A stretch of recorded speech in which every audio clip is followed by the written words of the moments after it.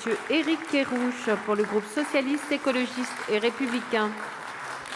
Et pour 7 minutes, chers collègues.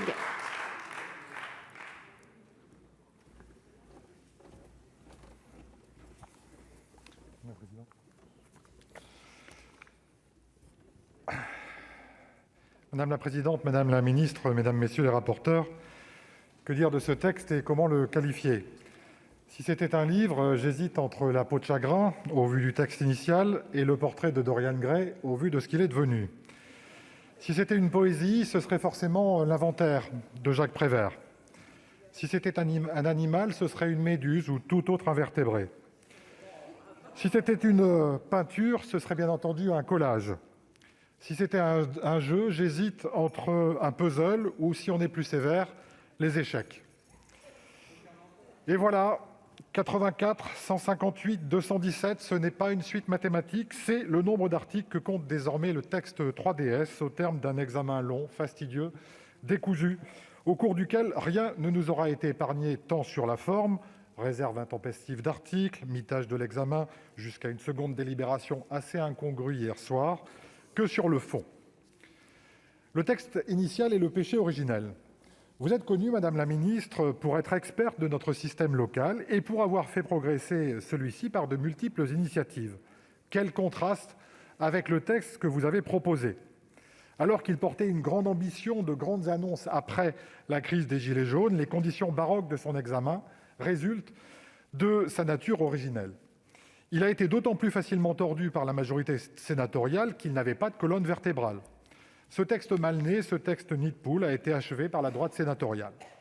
Après 2 ans de concertation, le texte est une liste de mesures qui ne tirent pas d'enseignement de la crise sanitaire, démocratique, sociale que nous traversons et ne répond pas aux attentes d'élus locaux qui, quand ils ne sont pas déçus, sont indifférents. Au-delà des correctifs mineurs pour certains utiles, ce projet de loi comportait pour nous 6 écueils.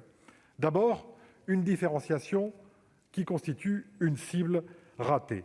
Une décentralisation trop résiduelle, une déconcentration qui s'assimile plus à une recentralisation, une simplification complexificatrice, un comble, un traitement lacunaire de la question des ressources financières et, en dessert, l'ignorance totale de la question démocratique alors qu'elle aurait dû, selon nous, être une composante majeure.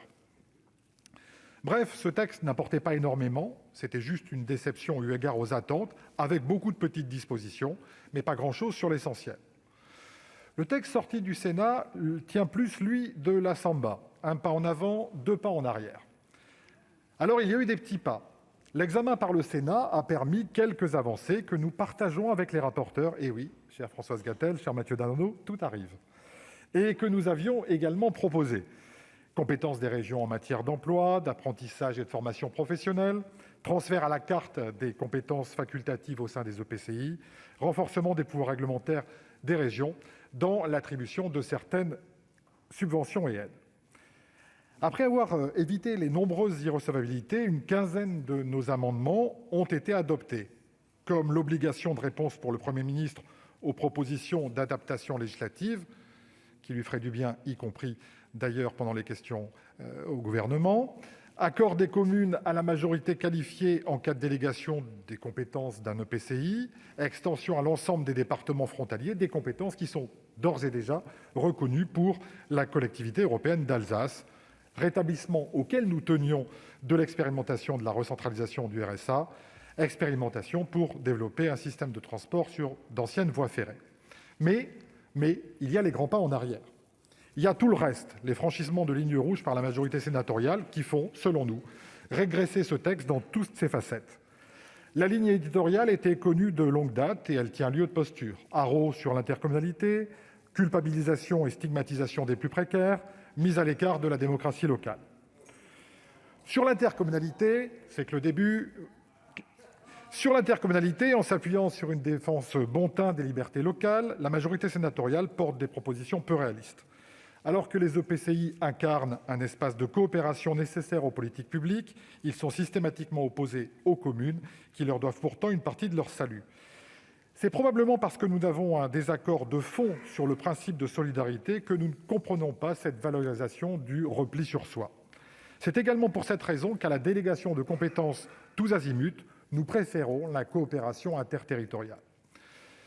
La majorité sénatoriale a ainsi fait le choix de revenir sur l'intérêt communautaire, par exemple en matière de zones d'activité, alors qu'elles constituent le cœur des compétences intercommunales, ou, pour encore une fois, remettre en cause la solution trouvée en matière d'eau et d'assainissement, sans même s'interroger, ça aurait été une solution, sur une possibilité ici opportune de différenciation territoriale.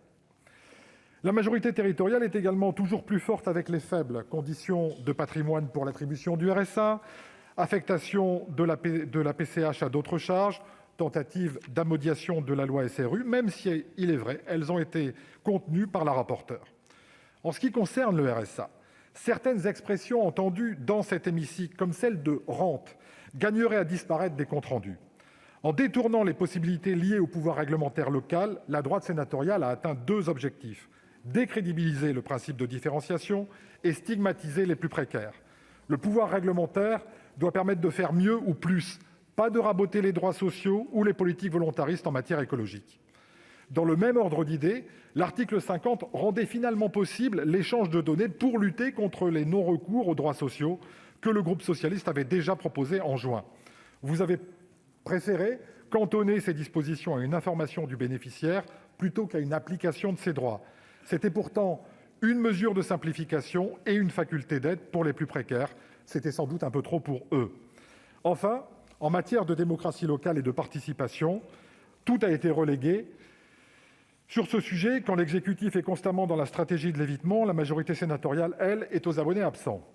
La démocratie représentative ne peut rester exclusive de toute autre forme de participation. Le temps de la démocratie éclipse a vécu.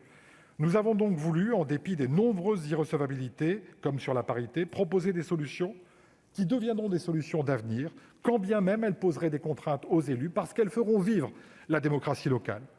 Pour toutes ces raisons, refus de solidarité territoriale, remise en cause de la question sociale, négation de la démocratie locale, nous voterons bien sûr contre ce texte.